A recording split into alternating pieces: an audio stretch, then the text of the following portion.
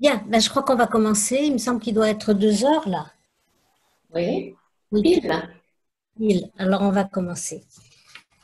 Comme vous le savez, nous allons travailler aujourd'hui, si je puis dire, sur la statue de sel d'Albert Memmi. Un livre ancien, relativement ancien. Quelques mots sur l'auteur déjà. Nous avons été comment dire, encouragés à travailler sur Albert Memmi par sa mort. Il est mort il y a 2 semaines, je crois, 3 semaines. Donc, il est mort à presque 100 ans. Il est né en 1920, il est mort en 2020. Né à Tunis d'un père d'origine italienne, d'une mère d'origine berbère et dans un quartier, dans le ghetto de Tunis, un quartier extrêmement pauvre et dans une famille extrêmement pauvre. Il était l'aîné, alors selon les sources, c'est très bizarre, selon les sources, il était l'aîné de 8 enfants. Selon d'autres sources, il était le deuxième d'une fratrie de 13 enfants. Donc on voit que finalement, on peut pas tellement, les sources ne sont pas unanimes. Bref, en tout cas, dans une famille nombreuse. Très rapidement, il a commencé sa scolarité à l'école de l'Alliance à l'âge de 7 ans. Et ensuite, à 12 ans ou 13 ans, il obtient une bourse de l'Alliance et il peut donc continuer, faire des études secondaires au lycée Carnot à Tunis. Il passe son bac de philo en 1939, continue des études à Alger, des études de philo, et il travaille en même temps comme surveillant à Tunis. Il va être pendant la guerre à Tunis. Il en parle relativement peu quand même dans le livre dont nous allons nous occuper. Il passe quelques mois dans un camp de travail forcé. Les Allemands sont arrivés à Tunis et donc il travaille Ah, mais oui. dans un camp de travail forcé. Rien à voir avec les camps de concentration, mais il va faire un certain nombre d'apprentissages peu agréables là-bas. Et il va s'installer en France en 1956 au moment de l'indépendance de la Tunisie. Il a publié une œuvre nombreuse et exigeante dans laquelle il va explorer de manière différente mais répétitive les thématiques de l'aliénation, de la colonisation, de l'interdépendance entre les dominateurs et les dominés, les oppresseurs et les opprimés.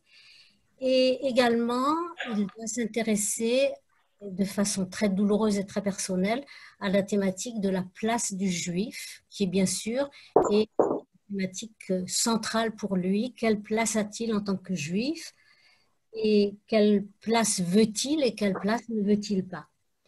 Le livre dont nous allons parler aujourd'hui, c'est son premier ouvrage, La statue de sel, qui est un roman autobiographique. J'insiste sur roman autobiographique.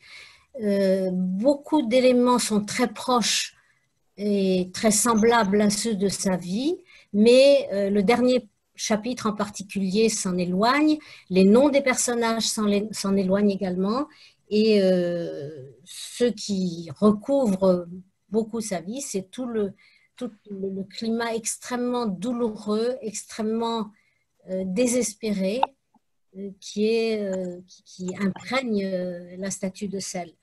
Les livres les plus connus, si j'accepte la statue de sel, les livres pour lesquels il a été qui lui ont valu une grande notoriété, ce sont surtout les plus connus, ce sont le portrait du colonisé et le portrait du colonisateur. Également, le portrait d'un juif. Vous voyez que les thématiques s'entremêlent, ce sont les mêmes thématiques que nous allons voir dans son premier livre, La statue de sel. Il a écrit des romans également, un roman qui s'appelle Agar, un autre qui s'appelle Le Scorpion, un autre qui s'appelle Le Pharaon, un autre qui s'appelle Le Nomade immobile. Et il a obtenu de nombreux prix, dont le Grand Prix de l'Académie française, le Grand Prix de la francophonie décerné par l'Académie française. Donc, quelqu'un qui a été extrêmement suivi. J'ajouterais que la statue de sel, publié en 1953, a été préfacé par un grand entre les grands, par Albert Camus. Pour introduire ce roman, je vous citerai simplement une phrase de la préface d'Albert Camus qui parle, je cite, de la condition déchirée d'un jeune juif s'élevant par l'intelligence et la volonté à la conscience de ce qu'il est ou n'est pas.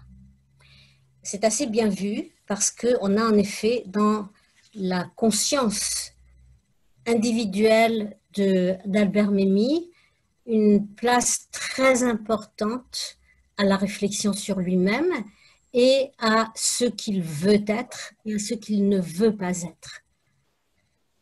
Le sujet de ce livre, La statue de sel, c'est le parcours, donc, comme je l'ai dit déjà, d'un juif tunisien, mais d'un jeune juif tunisien, mais qui est déchiré entre ses identités multiples qu'il va rejeter les unes après les autres.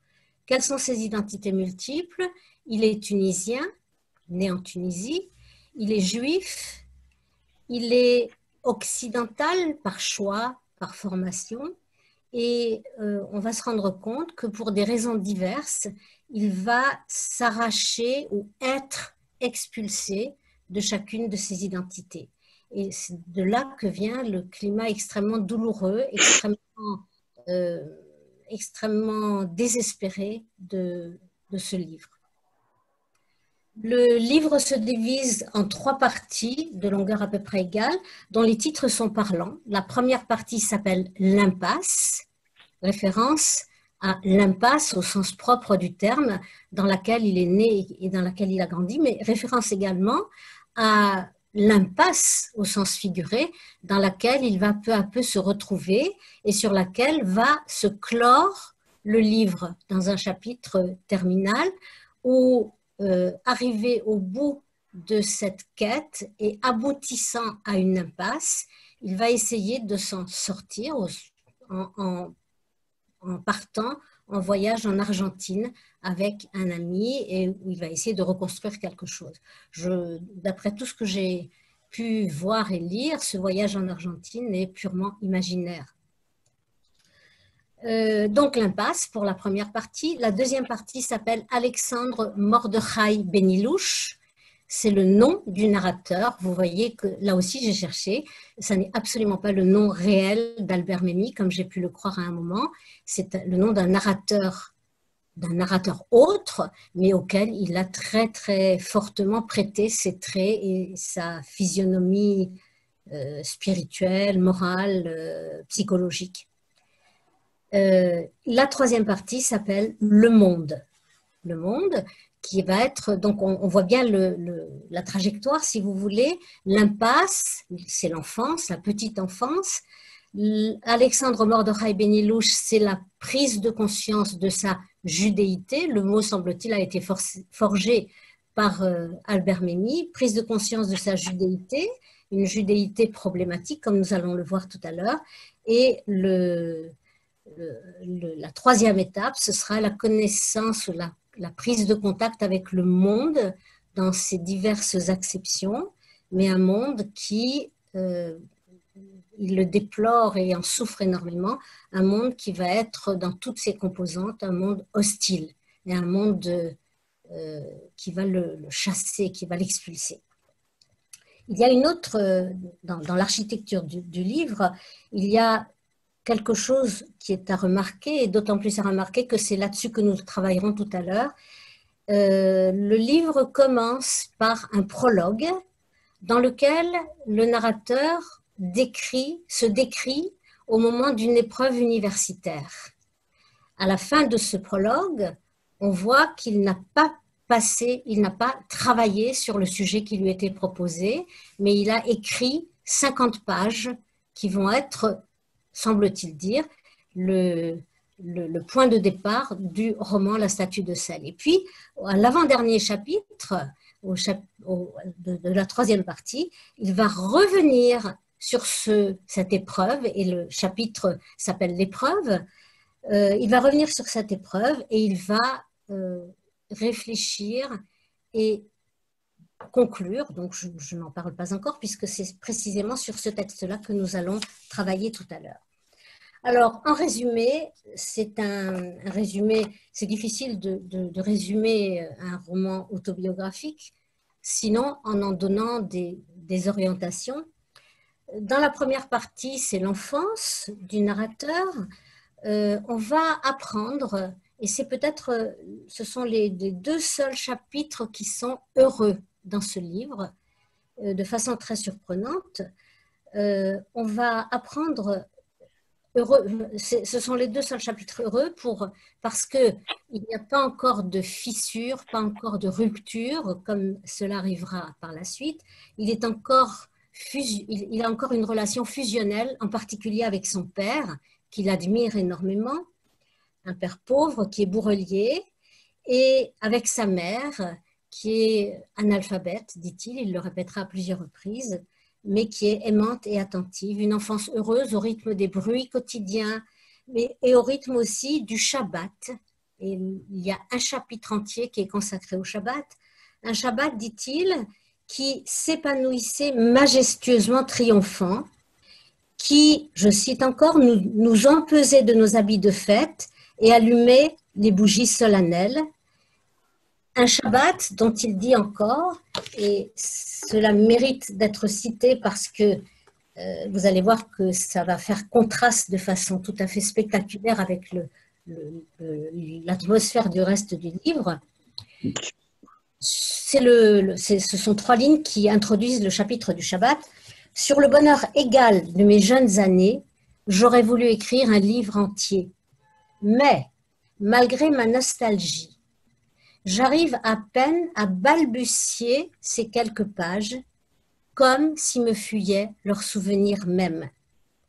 Je voudrais encore essayer de dire les vendredis soirs et les samedis matins, si merveilleux de joie et de sainteté tranquille.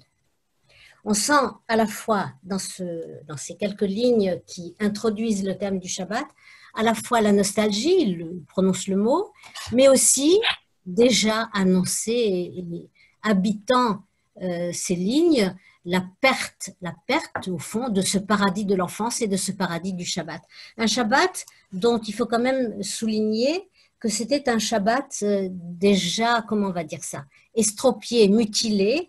Je le dis parce que nous verrons que très rapidement, le narrateur va rejeter tout ce qui est d'ordre religieux. Or, nous voyons à travers la description de ce Shabbat tellement merveilleux, le paradis perdu du Shabbat, nous voyons que c'est un Shabbat qui est purement, justement, inscrit dans le souvenir d'enfance, mais qui n'est plus vivifié, qui n'a plus de capacité à alimenter, et ce sera bien ce qui arrivera à Albert Memmi, à son narrateur, à son personnage, qui n'est plus en mesure d'alimenter quelque chose d'autre que des souvenirs, et des souvenirs forcément en perte de vitesse.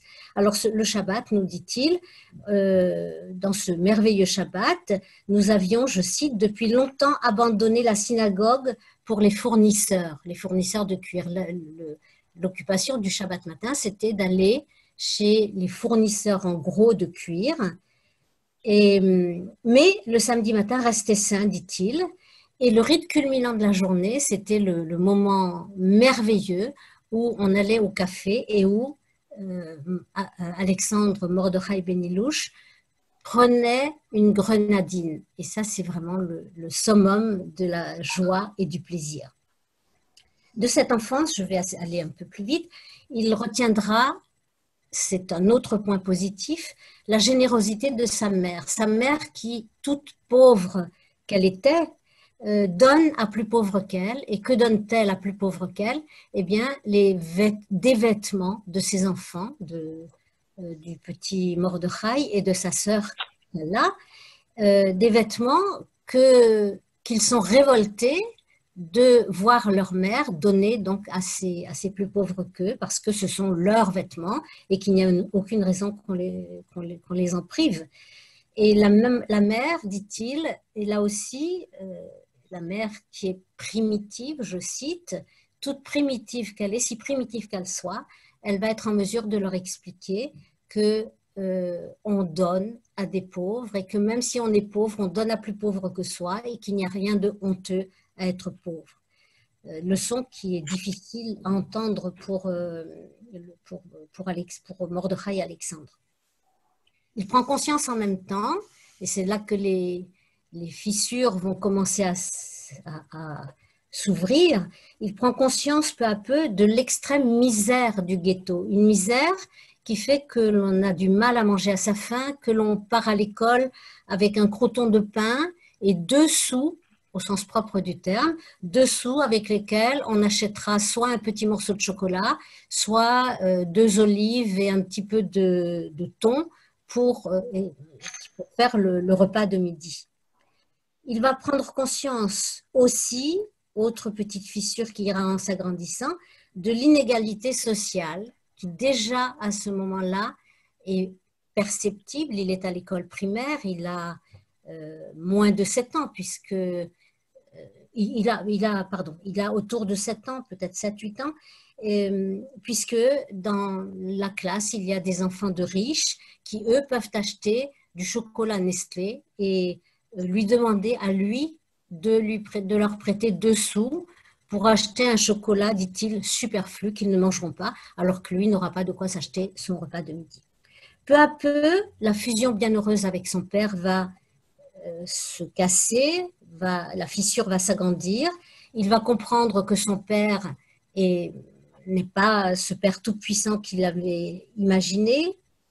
Et ce sera le début de sa rupture. Pas encore une rupture tout à fait à ce moment-là, mais c'est la petite fissure qui ira en s'agrandissant. Il obtiendra, avec l'accord de son père, une bourse payée par l'Alliance. Vous voyez que ça recoupe complètement la biographie de l'auteur. Une bourse accordée par l'Alliance et dans un système qu'il admire, puisque c'est un des membres de la communauté, un pharmacien, qui va payer cette bourse avec charge pour le bénéficiaire de la bourse, plus tard, de prendre à son tour en charge quelqu'un de pauvre à qui il payera ses études. Fin de la première partie. Dans la deuxième partie sera sous l'égide de la lutte et de l'amertume, parce que dans cette deuxième partie, il fera connaissance avec l'antisémitisme. Il était déjà présent de manière discrète dans la première partie, mais là, l'antisémitisme va être plus présent. Un antisémitisme qui est aussi bien celui des voisins arabes, de certains voisins arabes, mais aussi celui des élèves et surtout des professeurs au lycée, puisqu'il est maintenant au lycée à Tunis. Un antisémitisme donc européen et un antisémitisme qui va lui faire éprouver la honte d'être juif. Et ensuite, dans un deuxième temps, la honte de cette honte. Ce sera là un des ressorts extrêmement actif et douloureux du déchirement qu'il va vivre, qu'il va expérimenter, déchirement, donc cette honte d'être juif et ensuite la honte d'avoir honte. Mais que faire, dit-il? Je cite un petit passage, c'est très, où on le voit bien. Mais comment, dit-il, comment ne pas avoir honte de sa condition après avoir été méprisé, moqué ou consolé depuis l'enfance. Et à partir de là, il va être extrêmement vigilant à tout ce qui pourra se dire ou se penser de lui. Il va apprendre à décrypter les expressions, les sourires, les visages et à être extrêmement vigilant et méfiant même à l'égard de tout ce que les gens pourront penser de lui. À la maison, le fossé se creuse avec ses parents. Là aussi, c'est la lutte. Un fossé nourri de culpabilité. Culpabilité parce que, alors, ce fossé, ça va être d'une part la lutte qu'il va avoir à mener avec son père son père qui était tout à fait consentant au départ pour qu'il aille au lycée, mais qui va très vite prendre conscience du manque à gagner que représentent les études de son fils. Comme il le dira, comme le dira son père, eh bien les fils des autres artisans prennent part à l'organisation financière, au budget du ménage, et lui ne rapporte rien, même s'il ne coûte rien, il ne rapporte rien. Et très vite, le narrateur va être coincé entre sa volonté farouche de s'inscrire dans le monde de la connaissance, qui pour lui est très très important, et la culpabilité qu'il a vis-à-vis de son père. Je cite.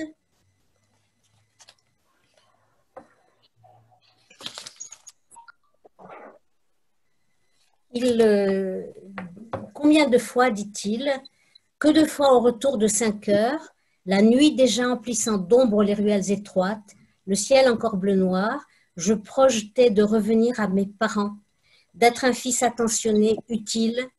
Je pensais savoir comment le faire. Il me suffisait de passer le seuil de l'appartement, de retrouver l'atmosphère ambiguë, pleine d'amertume, d'animosité, de revendications sentimentales pour me sentir bougon, ingrat, découragé. Ce n'est pas le ressentiment ou l'orgueil qui m'ont coupé de mes parents, mais un sentiment bien plus rongeur, la culpabilité. Donc, vous voyez qu'il y a une analyse très lucide de ce qui se passe en lui et de ses réactions. Une lucidité d'ailleurs qui va être aussi une des sources de son sentiment de déchirement et de son sentiment d'impossibilité de s'adapter et d'appartenir, d'entrer dans quelque chose où il se sentirait bien. Donc, la rupture s'accentue avec le milieu. Il va être de plus en plus dans le défi par rapport à ses parents. Il va refuser en bloc tout ce qui touche, dit-il, à la religion, aux traditions, aux superstitions, parce que pour lui, la religion, c'est un ensemble de superstitions, de croyances, d'ignorance. Il accuse beaucoup les rabbins et les gens de sa communauté d'être animés par des motivations, oui, superstitieuses, et d'être complètement ignorants, et aussi d'être hypocrites. L'un des moments les plus pénibles qu'il raconte, c'est lorsque, un vendredi soir, alors que le vendredi soir ou le Shabbat, vous voyez, ça fait partie des contradictions de cette société-là. On travaillait, on allait acheter le cuir le Shabbat matin, mais le vendredi soir, on n'éteignait pas la lumière et c'était le Shabbos Goy. C'est pas le mot adapté puisqu'on est en milieu de Tunisie. C'était le voisin non juif qui venait éteindre. Et voilà que la discussion monte. Le narrateur trouve complètement hypocrite et absurde cette chose-là. Et le père le provoque et lui dira, eh bien, on ne va pas chercher ce soir le voisin, ce sera Mordechai, alors je cite, Mordechai éteindra puisqu'il ne craint pas le péché. Et naturellement, Mordechai éteindra parce qu'il s'agit de montrer qu'il ne craint pas le péché. Donc, vous voyez comment les choses se greffent l'une sur l'autre et comment cette hostilité va peu à peu prendre corps et devenir de plus en plus virulente. La rupture sera totale à partir de ce moment-là, mais il y aura aussi une autre rupture d'intervenir, c'est la rupture avec les juifs bourgeois. Le narrateur, Albert Memmi, montre dans ce livre un autre point de rupture, si vous voulez, à l'intérieur même de la société juive. Il y a la société des pauvres, des misérables même, et la société des riches, qu'il appelle aussi la société des bourgeois, qui n'ont absolument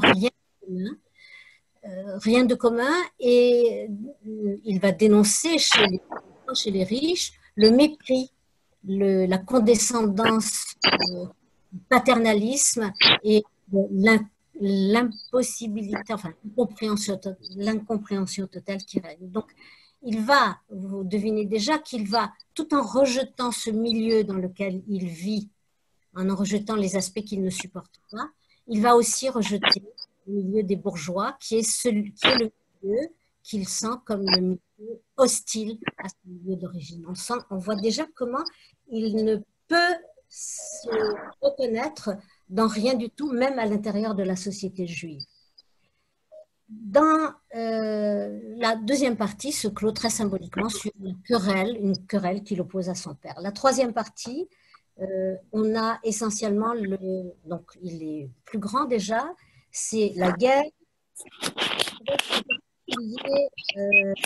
la trahison, ce qu'il va appeler la trahison de l'Occident, puisque cet Occident auquel il rêve d'appartenir, auquel il appartient par sa culture, sa lutte constante pour acquérir un français parfait, pour être le meilleur élève, pour être le plus brillant de ses condisciples, voilà que cet Occident-là le rejette, d'une part, évidemment à cause de Vichy et de l'attitude de la France en particulier, mais aussi dans un épisode que j'ignorais et qui est que lorsque, à la fin de la guerre, les gaullistes vont mobiliser des Tunisiens avant la fin de la guerre, pour terminer la guerre, eh bien, on va refuser le narrateur parce qu'il est juif. Plus exactement, on va lui dire de façon extrêmement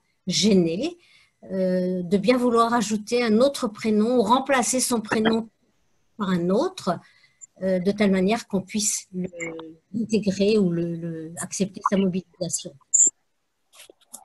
Il va... bon, je ne vous lis pas de passage là parce que ça va nous mener trop loin, mais c'est un passage très fort dans lequel il se tait notamment devant l'officier, essaye de tourner les choses de manière que ça puisse être acceptable. Et à la fin, lorsque l'officier lui demande « Vous pourriez ajouter peut-être le prénom de Mohamed » parce que les musulmans n'avaient pas de problème pour être intégrés, et sans répondre, il reprend sa plume et il ajoute le prénom Mordechai. Donc, affirmation très forte devant l'antisémitisme de sa judéité. Voilà. Donc, à l'arrivée des Américains, le narrateur est acculé à un inventaire. Le chapitre s'appelle un inventaire douloureux.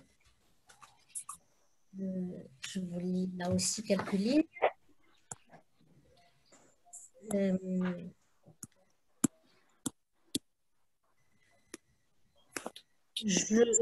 Qui suis-je enfin?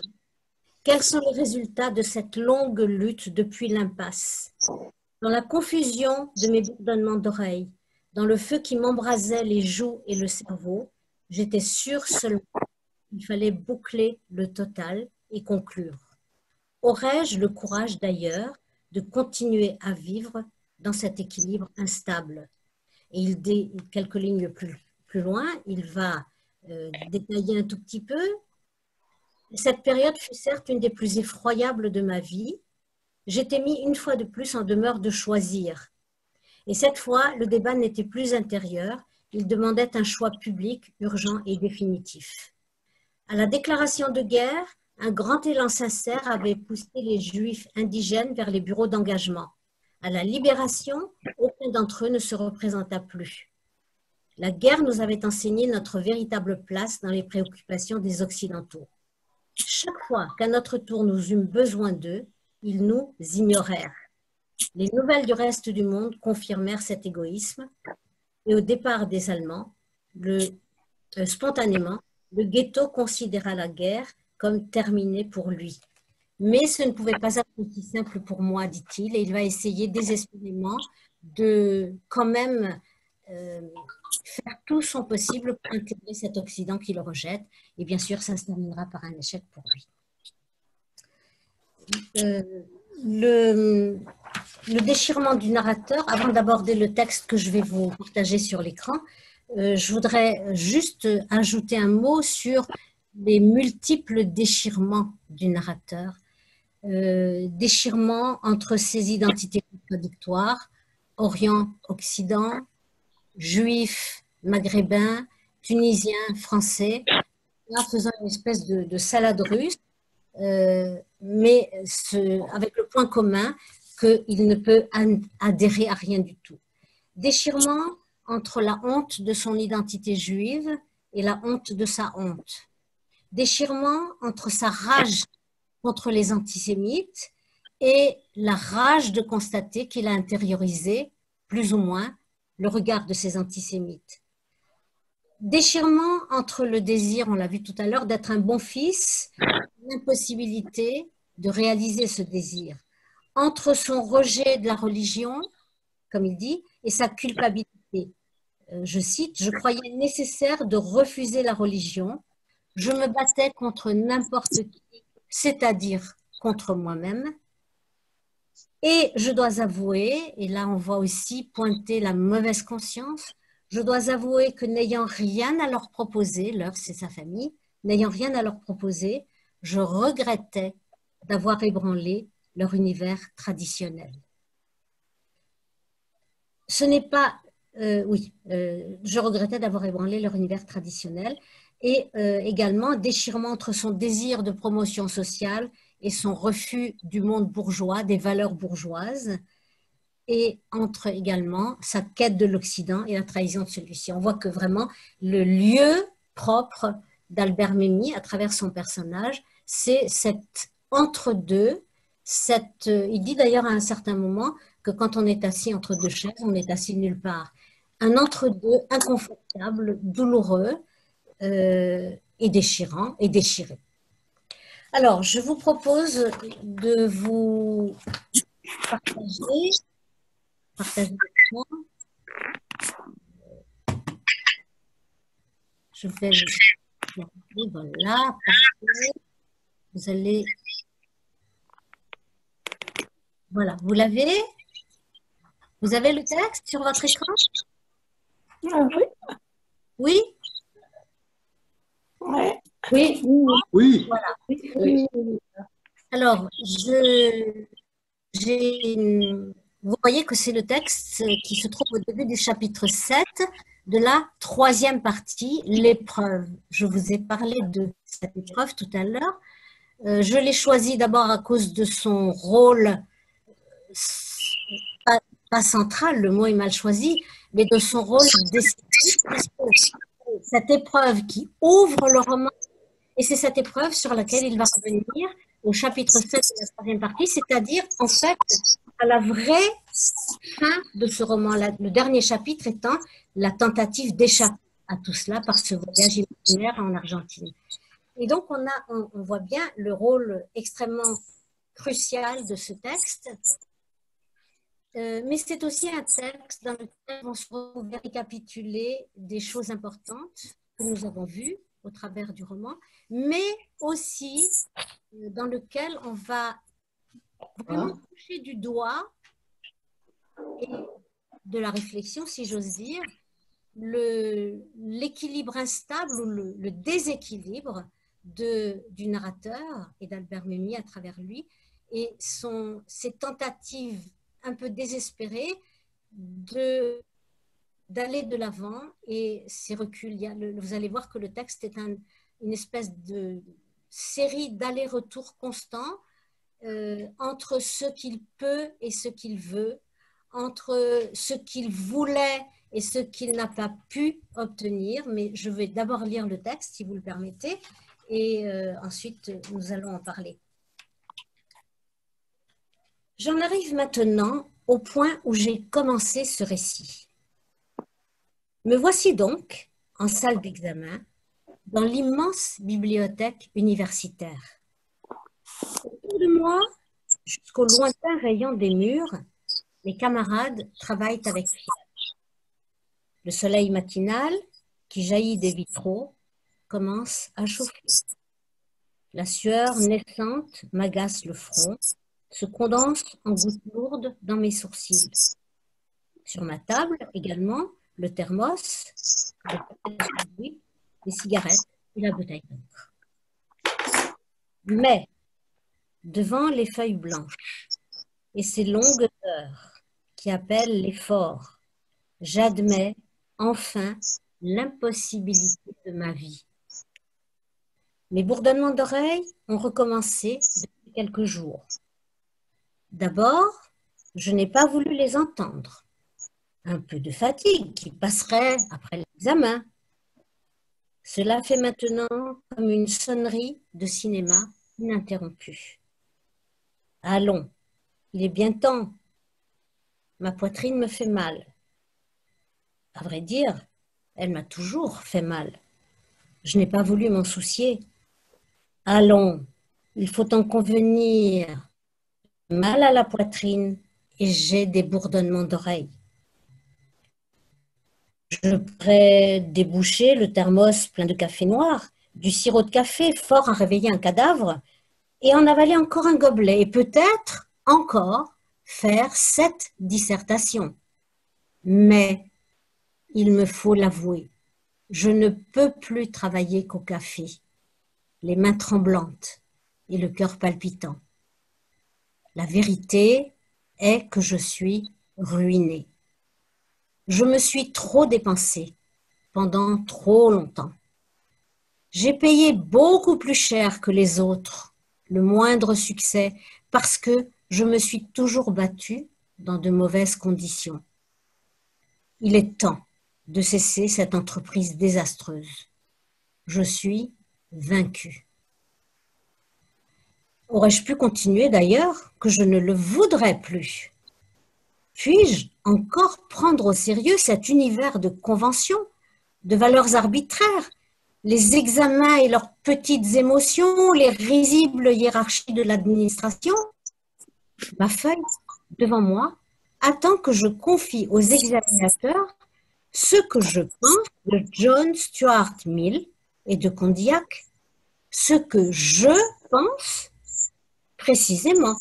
Je ne peux m'intéresser aujourd'hui qu'à ce que je pense, à ce que je suis véritablement.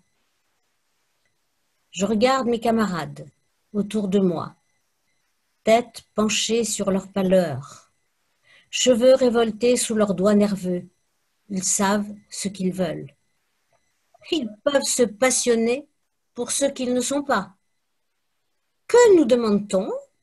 La juste pensée de nos examinateurs, l'impersonnelle pensée de l'université sur Stuart Mill et Condillac.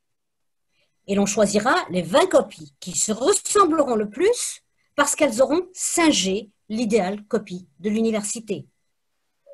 Je ne suis plus capable de m'oublier. Je ne suis plus capable de penser à autre chose qu'à moi-même. Je ne peux plus rien distraire de cette recherche essentielle. Tout le reste serait du luxe.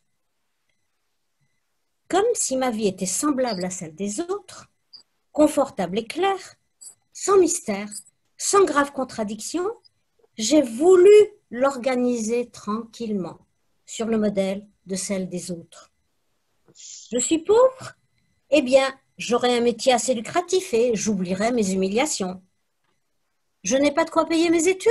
Eh bien, je donnerai des leçons et la nuit, je travaillerai pour moi. Ma mémoire est chargée de superstitions, de génounes et de malaises obscurs. Eh bien, j'ai choisi vigoureusement la culture occidentale et je me moque de la barbarie. Bien sûr, je voyais bien que je simplifiais beaucoup, qu'il me faudrait tailler à coups de hache. Je croyais néanmoins qu'il ne s'agissait que d'efforts de volonté. Voilà que ma vie me remonte à la gorge. Je ne suis pas simplifiable. Chaque événement me le prouve. Chaque geste me ramène à moi-même. Je n'aurais peut-être pas abandonné encore s'il m'était resté quelque force. Je me le suis déjà prouvé. Mais je suis vraiment au bout du rouleau. Et peut-être vaut-il mieux qu'il en soit ainsi. Jusque-là, j'ai oublié de barrer la suite. J'arrête le texte ici. Alors, vous voyez que c'est un texte, j'allais dire compliqué, c'est pas le mot, complexe. D'abord, peut-être dire encore une fois que la place double de ce texte montre bien que la boucle est bouclée. La boucle est bouclée En d'autres termes, c'est ce qui ressort du texte, les illusions se sont envolées et le narrateur reste face à lui-même. Si on devait donner un autre titre à ce texte, l'épreuve, ce n'est pas le titre du texte, c'est le titre du chapitre. Si on devait lui donner un titre, je crois qu'il faudrait l'appeler « L'impossibilité de ma vie » ou encore « La rupture avec l'Occident ». Alors, quelques petites précisions. Vous avez vu qu'il y a deux types d'écriture, une typographie dissemblable. Vous voyez qu'il y a des passages en italique et des passages en lettres droites. Les passages en italique reprennent, mais pas de façon tout à fait exacte, avec quelques changements, reprennent ce qui avait été dit dans le prologue, tout à fait au début du roman. Donc, le narrateur se situe à nouveau dans la salle, on le voit d'ailleurs dans le premier paragraphe, se situe à nouveau dans la salle d'examen. Donc, les passages en italique reprennent ce qu'il avait dit, ou à peu près ce qu'il avait ressenti dans la salle d'examen. Les passages en, je ne sais pas comment on appelle les lettres droites, ces passages-là constituent un commentaire du narrateur après coup, un commentaire qu'il fait en regardant en arrière cette épreuve qu'il n'a finalement pas passée. Si on regarde bien la structure du texte, on s'aperçoit qu'il y a d'abord une introduction, c'est le premier paragraphe en lettres droites, qui est tout à fait différent de la suite. Dans ce premier, bon, je vais en dire un mot dans un instant, et le reste du texte est divisé en deux parties très nettement différentes. Quand on regarde de près, les mots-outils, les conjonctions de coordination, les outils de liaison, on s'aperçoit de l'importance du « mais ». Dans l'introduction qu'on pourrait intituler « Au commencement », eh bien, il y a rupture de ce positionnement, dont on dira un mot dans un instant, avec le mot « mais ». Mais devant les feuilles blanches, mais, je mets un titre, j'admets enfin l'impossibilité de ma vie, ou encore, je ne peux plus continuer. Et puis, on a une deuxième partie qui commence à la deuxième colonne. Aurais-je pu continuer d'ailleurs que je ne le voudrais plus? Donc, mais je ne pouvais pas continuer, c'est la première partie. D'ailleurs, je ne veux pas continuer, c'est la deuxième partie. On a cette alternance entre pouvoir et vouloir qui est déjà très, très précise. Et on a une conclusion, le dernier paragraphe, qu'on pourrait intituler « Je ne suis pas simplifiable », une formule riche en elle-même. Ce qu'on voit aussi, c'est que ce mouvement, le texte est animé d'un mouvement que j'appellerais en aller-retour, des allers-retours tourmentés, compliqués, pétris, comme il le dit ailleurs, d'orgueil et de douleur. Alors, des allers-retours compliqués qui vont mener le narrateur et le lecteur d'une perception tournée vers l'extérieur, vers le dehors, à une perception ramenée sur lui-même, une perception angoissée de lui-même. Alors, vous savez, j'ai déjà parlé de l'opposition entre vouloir et pouvoir.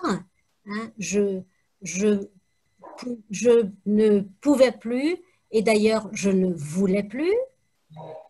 On a, ça n'est pas, c'est plus compliqué que ça. D'ailleurs, je ne pouvais plus, et de toute façon, je ne pouvais plus quand même. Hein, on a la volonté et le pouvoir qui s'intriquent, qui sont intriqués l'un dans l'autre et qui se freinent ou se freinent mutuellement. Donc, vouloir pouvoir, mais aussi je et les autres. Hein. La phrase qui me paraît la plus forte ici, c'est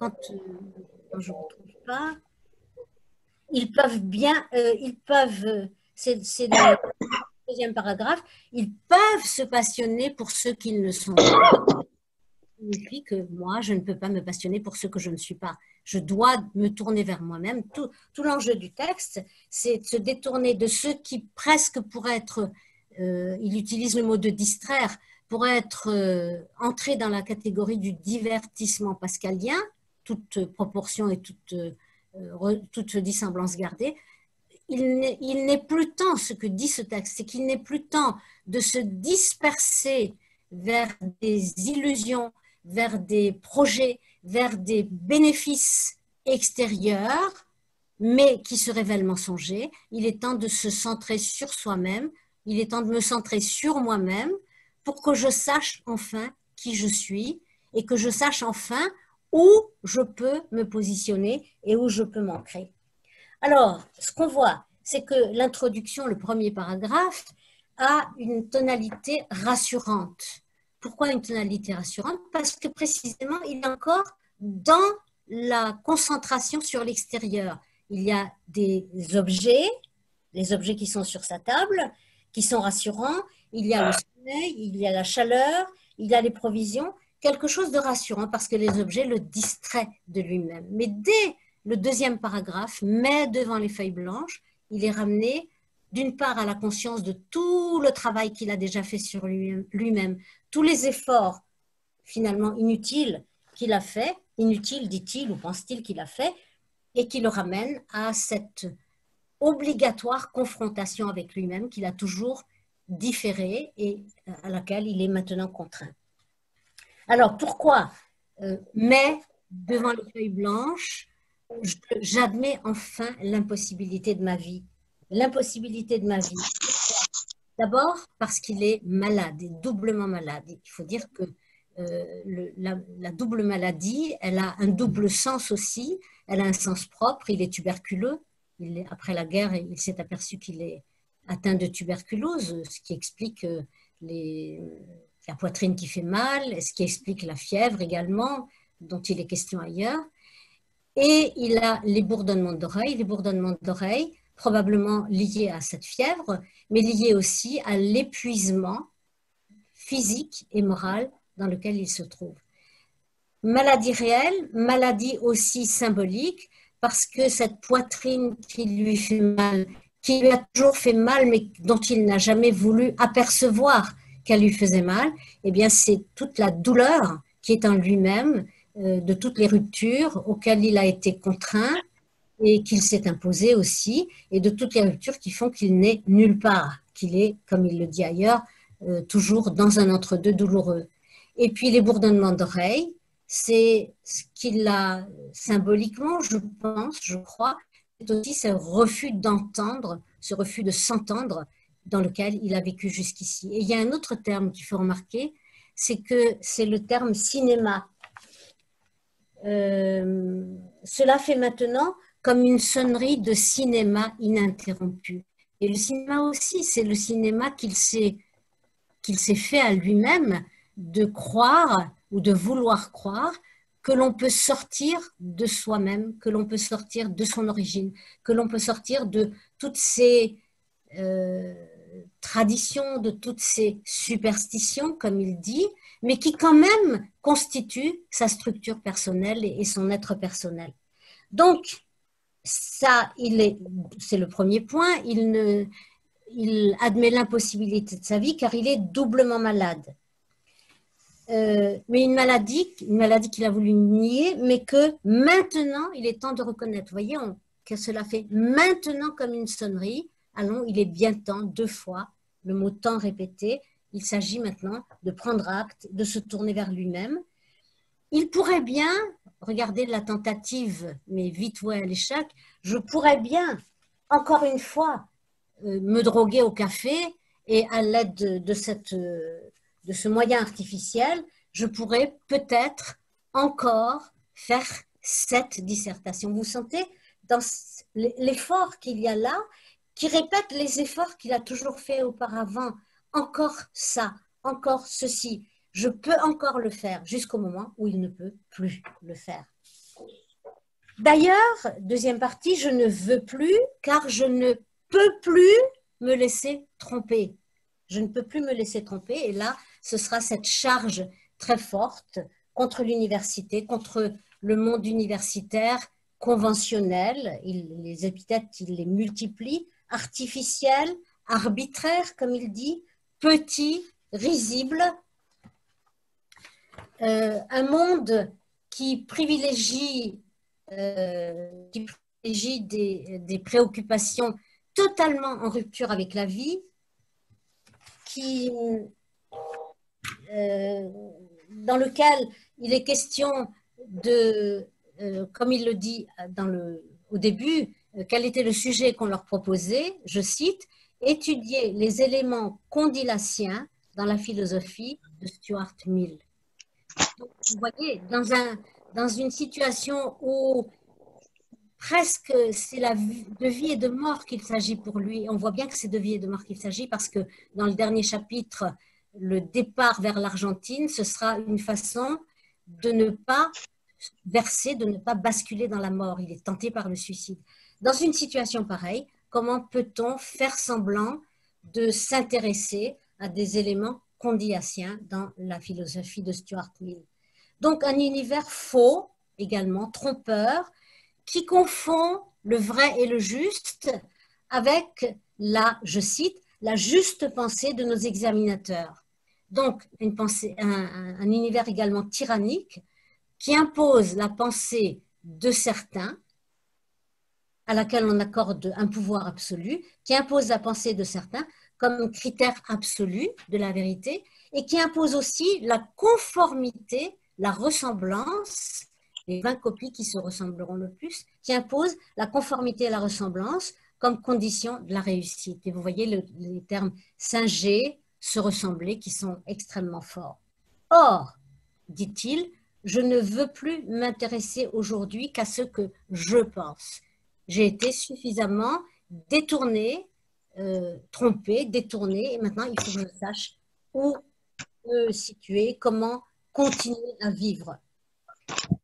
Et dans le dernier paragraphe, qui a une tonalité assez violente aussi, on a cette formulation très forte. Voilà que ma vie me remonte à la gorge. Ma vie me remonte à la gorge. Autre façon de dire que je vomis toute cette vie passée avec tout ce qu'elle avait de faux. Bien sûr que c'est très fort et bien sûr que ça ne sera pas comme ça, en tout cas pas dans la réalité de l'auteur d'Albert Memmi. N'empêche qu'il sera constamment aux prises dans toute sa vie avec cette vie qui lui remonte à la gorge, avec cette difficulté, avec cette culpabilité, avec cette douleur de ne pouvoir s'échapper à lui-même alors qu'il voudrait s'échapper à lui-même, de pouvoir trouver de points de chute, parce que les points de chute sont tous trompeurs, alors qu'il n'a pas où se tenir. Il est quelque part en l'air, il n'a pas où se tenir. Dans tout ce passage, on voit l'écriture, bon, je ne peux pas aller plus loin dans l'analyse du passage, mais on voit les questions, les exclamations, les antithèses entre l'individu et le groupe des autres. C'est une antithèse qui reprend une antithèse souvent utilisée dans le reste du livre, où il s'oppose lui comme individu, comme personne à la tribu, c'est-à-dire au groupe familial, mais au groupe de la famille élargie, où chacun ne vit qu'en jonction, qu'en liaison, qu'en attachement avec les autres, alors que lui, il est un électron libre en quelque sorte. Et donc, le texte que j'ai coupé ici se termine sur cette obligation où il se trouve de se regarder dans le miroir. D'ailleurs, là aussi, c'est un thème qui reviendra assez souvent, et de se regarder en face et d'avoir à assumer toutes les impossibilités où il se trouve. Voilà. Alors, je voudrais bien que vous puissiez intervenir, si vous voulez bien. Je vais essayer d'enlever le texte. Oui. Pourquoi ce titre? Oui, oui. Vous activez votre micro, d'accord? Bah, je sais pas comment. Je ne sais pas qui est-ce qui parle parce que je n'arrive pas à voir tous vos visages devant moi. Je ne sais pas comment faire pour afficher la grille vidéo. Ah, si, ça a l'air d'aller mieux là. Comment est-ce qu'on fait ça? Oui, je sais. Qui est-ce qui avait commencé à parler? Personne? Je ne sais pas si c'est moi. Allez-y, dites qui vous êtes, puisque je n'arrive pas à vous voir pour le moment. Ah, écran déjà. Qui est-ce qui parle? Je ne sais pas si c'est moi, s'il s'agit de moi. Alors, Euh, allez-y, allez-y. alors ici, c'est Marthe Bensoussan. Ah, Oui, oui, je voulais savoir pourquoi ce titre. la La- statue de sel. Ah, c'est vrai que je n'ai pas expliqué le titre. Alors, la statue de sel, ça fait évidemment allusion à la femme de Lot, Oui, bien sûr. Mais ça fait beaucoup. qui s'est retournée, Alors, dans le texte, elle se retourne en arrière. Albert Memmi interprète en disant qu'elle se retourne sur elle-même. Et en se retournant sur elle-même, eh bien, elle s'est condamnée à mort en quelque sorte. Donc, c'est le danger, la- le danger de tous ces déchirements, c'est parce qu'il s'est retourné sur lui-même, mais il dit bien clairement partout que c'était indispensable, qu'il n'aurait pas pu vivre autrement. Il envisage bien un moment dans le texte l'idée que peut-être il aurait été plus heureux s'il avait continué à vivre dans le ghetto et en accord avec le ghetto, mais pour dire aussitôt que c'était absolument une vue de l'esprit, que c'était absolument inenvisageable. Merci. Allez-y. Il y avait aussi une petite anecdote, c'était concernant, je crois, la bar mitzvah. Enfin, si mes souvenirs sont bons parce C'est qu'ils vrai, sont j'ai pas lointains. évoqué. Oui, oui, allez-y. Oui, la bar mitzvah, je crois qu'il avait fait, qu'ils avaient, fait, je sais pas, la bar mitzvah, les deux frères ensemble, alors qu'ils n'avaient pas, c'était pas des jumeaux. Et donc, Alors, il y a un qui s'est senti alors c'est pas frustré par rapport. tout à fait. Alors, c'est pas la bar mitzvah de deux frères ensemble, c'est que la bar mitzvah qu'il appelle d'ailleurs la première communion, c'est aussi transparent. Oui, c'est le terme. C'est faite en même temps que la fête qu'on a organisée pour la naissance des jumeaux de sa mère, donc de Oui, ses petits d'accord. frères. Et on a exprès collé ensemble les deux fêtes par mesure d'économie. Oui, Vous mais voyez? seulement lui, il était Mais lésé. extrêmement lésé, extrêmement frustré parce qu'il se faisait une fête de cette célébration. Et voilà que, en fait, on la lui pique, puisqu'il n'y avait Dieu et d'attention que pour les bébés. Et que lui, ben voilà, sa fête, elle a été escamotée. Il en a été très malheureux. Mais bon, voilà, c'est parmi. C'est rien du tout par rapport à toutes les autres frustrations. Il y a d'autres passages aussi très, très. Je n'ai pas tout raconté, bien sûr, hein, mais Oui, tout le livre est imprégné, encore une fois, c'est un livre déchiré et déchirant. Je crois que c'est vraiment une. Il y a du déchirement partout. C'est une personnalité déchirée.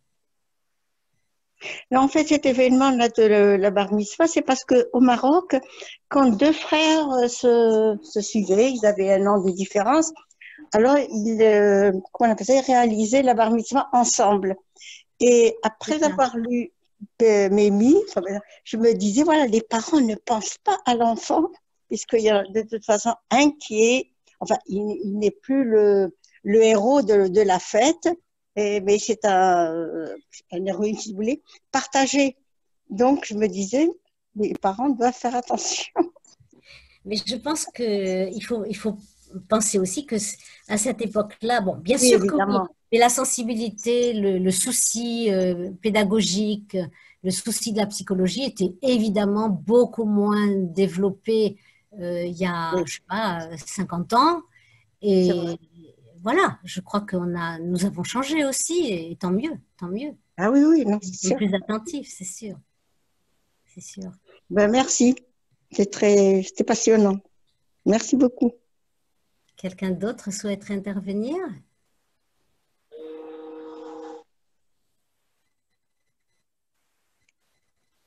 Il y a un point sur lequel j'ai peut-être pas suffisamment insisté et qui donne aussi cette tonalité dure, c'est l'extrême misère dans laquelle on vivait au ghetto à Tunis dans les années 1920-1930.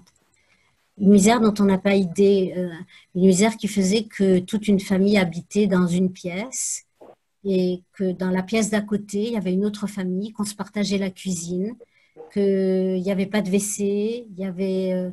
enfin, c'est très difficile d'imaginer qu'on puisse vivre dans des conditions aussi difficiles. Et réussir. Et réussir. Enfin, il dit quand même, avec beaucoup d'amertume, que tous ses frères et sœurs, dans le roman, ils ne sont, oui, dans le roman, il n'y en a que 8. Il dit qu'aucun de ses frères et sœurs après lui n'a fait d'études.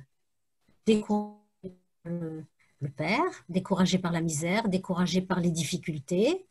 Il travaillait sur ses genoux, avec pas de lumière ou pas assez de lumière. Voilà, c'est difficile d'imaginer aujourd'hui, dans le contexte dans lequel nous vivons, et heureusement, d'imaginer qu'on puisse être dans des difficultés aussi grandes. Je voudrais parler. Alors, je voudrais peut-être aussi ajouter autre chose que j'ai évoqué rapidement au début de l'exposé. C'est qu'il a une vision extrêmement négative de tout ce qui touche à la religion, à part les 2 premiers chapitres, le Shabbat que j'ai évoqué tout à l'heure. Tout est pour lui superstition. Mais c'est vrai aussi que ce qu'il a vu autour de lui, par exemple, sa mère qui au moment d'un enterrement, alors qu'elle n'était pas du tout affectée, l'enterrement, c'était celui de son beau-frère, la mère qui, arrivant en vue de l'endroit où se trouve le cercueil, va d'un seul coup se métamorphoser et se mettre à se déchirer les joues, comme faisaient les pleureuses antiques un peu, et il est sidéré, il est effaré, il se dit, mais il ne reconnaît pas sa mère, d'une part, il ne comprend pas, et en même temps, il se dit, mais c'est d'une hypocrisie sans nom, puisque c'est vraiment, il perçoit sans dire les mots, que c'est une attitude qui est vraiment sociale. Et pour lui, la religion, c'est ça, par exemple. Plus autre chose, oui. Je vais dire, et plus tard? Plus tard, par rapport à cette question? Oui, par rapport à la religion. Lui, son comportement par rapport à la religion, beaucoup plus tard. Il a été totalement négatif. Sa femme était une non-juive qu'il a épousée, voilà, parce qu'il n'y avait pas de raison qu'il n'épouse pas cette femme. Et il n'a jamais du tout été en quoi que ce soit, ni pratiquant, ni proche de la pratique. Par contre, il a été extrêmement, mais c'était dans le cadre aussi de sa réflexion concernant la colonisation, le coloniser, le décoloniser, extrêmement positif et favorable à Israël. Il s'est mis à dos beaucoup d'intellectuels maghrébins en étant du côté d'Israël, en défendant l'existence d'Israël dans le cadre de sa réflexion sur les colonisés. La seule manière, dit-il, pour les Juifs de se détacher de cette dépendance par rapport aux colonisateurs, au sens large du terme, c'est de prendre en main son destin. Et donc, Israël, pour lui, c'était quelque chose qui était de l'ordre de la libération. Il a été aussi, il s'est beaucoup exprimé sur les libérations arabes dans les pays arabes. Il a été très favorable, par exemple, à l'indépendance de l'Algérie, à celle de la Tunisie, mais il a bien compris que pour lui, juif, il n'y avait pas de place en Tunisie indépendante. Il est parti. Il a compris aussi que la décolonisation dans les pays arabes a été accompagné de beaucoup de phénomènes négatifs. Il a été très critique sur la suite donnée à la colonisation par les gouvernements, par exemple en Algérie ou dans d'autres Maroc, très très critique. Et au moment des printemps arabes, il a été là aussi extrêmement sceptique et très critique à l'heure où tout le monde s'enthousiasmait pour les printemps arabes.